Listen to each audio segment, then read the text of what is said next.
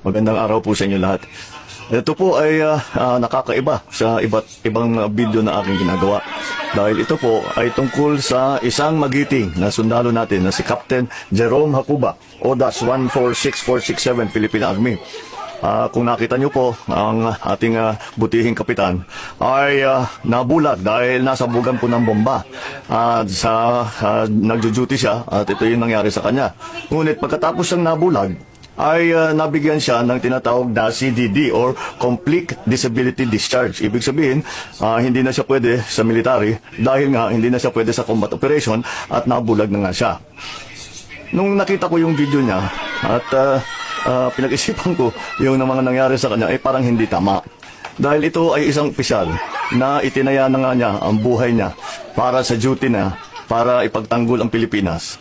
At dahil sa ganyan, ay basta't bibitawan na lang natin.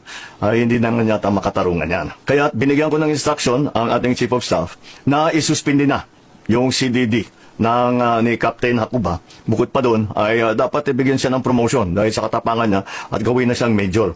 At maghanap po tayo ng mga iba't ibang posisyon na pwede pa naman siya yung ating mga tinatawag na the major adaptive duties. Kasi kahit nabulag na po, marami pa ring duty na pwedeng gawin ng isang sundalo, lalong-lalo na sa isang sundalo na may 15 years na experience. Maraming maidadagdag at maitutulong sa atin yan. In-instruction ko rin ang ating Secretary of National Defense na pag-aralan ulit itong polisiya natin para hindi naman mangyari ulit ito na ang isang sundalo natin na nasaktan dahil sa sakripisyo niya, dahil ginagawa niya ang duty niya para ipagtanggol ang Pilipinas, ay basta't pagka nasaktan ay basta't bibitawan na lang natin. Hindi naman tama yun. Kaya gagawa po tayo ng bagong polisiya sa CDD sa lalong madaling panahon. Ito ay para sa lahat ng ating mga sundalo na dahil sa ka-duty nila sila ay nasaktan, sila ay nagka-injury, ay dapat naman patuloy din ang ating pagkilala sa kanilang katapangan at sa kanilang sakripisyo.